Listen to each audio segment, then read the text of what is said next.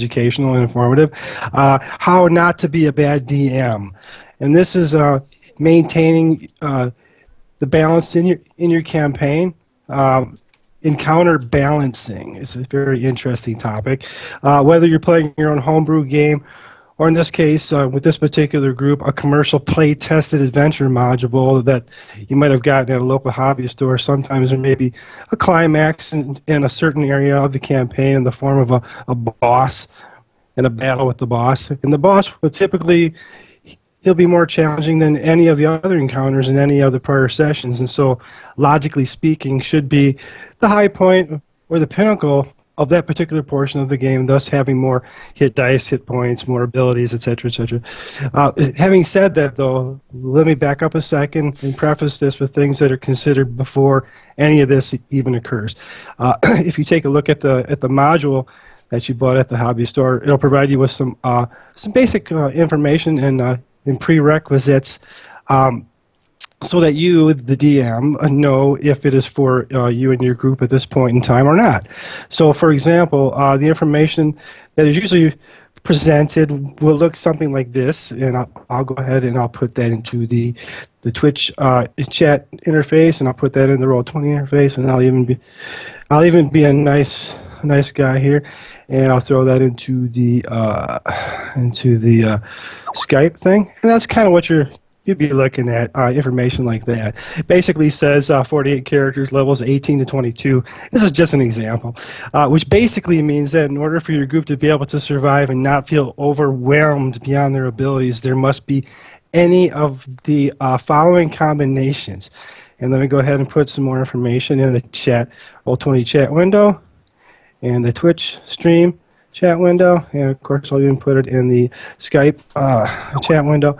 That's basically what they're trying to say, is that your group must be composed of 8 characters of either 18th level or 4 characters of 22nd level, or any combination in between. So that's how you can figure out what the module is rated for. Okay, so characters of levels higher than that, or characters playing at a level higher than they're currently at, will not feel challenged and basically will be bored.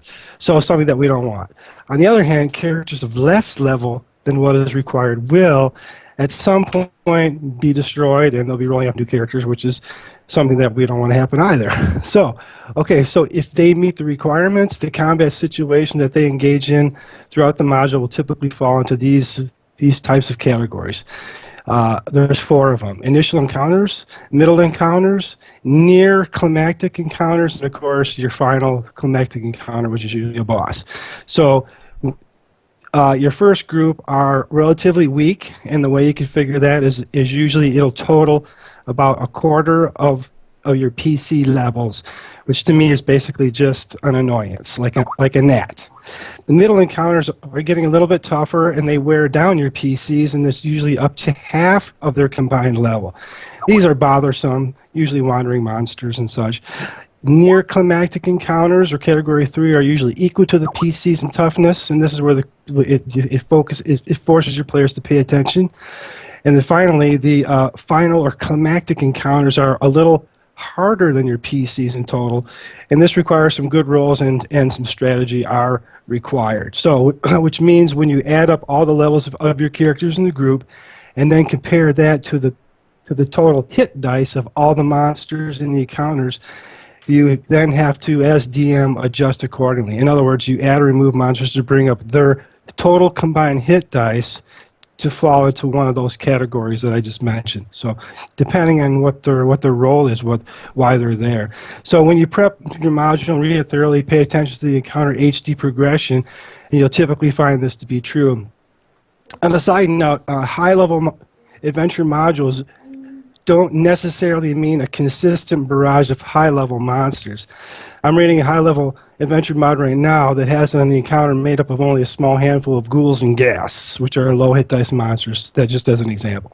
Lastly, here's a pitfall for DMs that should be avoided is poor encounter execution.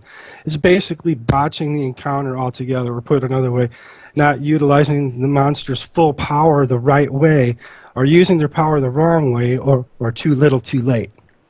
The only way to not fall into this trap is to be sure to read, reread, and read again the monster manual entry for the encounter and pay special attention to their intelligence, their alignment, and special abilities.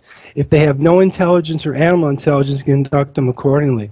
They will more than likely have the sole motivation of finding their next meal, or in other words, they will fight to fill their belly for no other reason. If their intelligence is high or higher and their alignment is evil, then conduct the monsters accordingly, which basically means the gloves come off. These types of encounters will set traps, may even have been following or studying the player characters prior to the actual encounter. They will basically use everything in their power to destroy the group, starting with their biggest threat, which could be spellcaster or fighter, and most certainly use trickery, dirty pool tactics, and the like. Of course, torture and other forms of nastiness would not be beyond their frame of mind even after the battle has been won in their favor. So read up on them. If they have magic abilities, they typically can be found in the player's handbook or the wizard spell section, the same name. That way you know what they are, and you can plan ahead as to what strategy they may employ. I.e., they're going to cast this spell first, then they're going to cast this spell second, they're going to attack with their weapon. After they throw their weapon, they'll attack with their claw bite, then probably escape or parley if necessary, etc. Some adventure modules will write this out for you. If not, you have to figure this out in advance. Prep, and prep some more. The DM's job is never done. Just don't play all the monsters the same. They're either intelligent or they're not. Conduct them accordingly.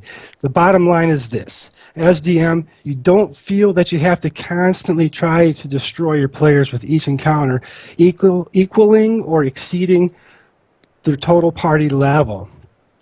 Not everything in life is a kill or be killed situation, so sometimes it's nice to be able to take out a little frustration and clean the floor with something.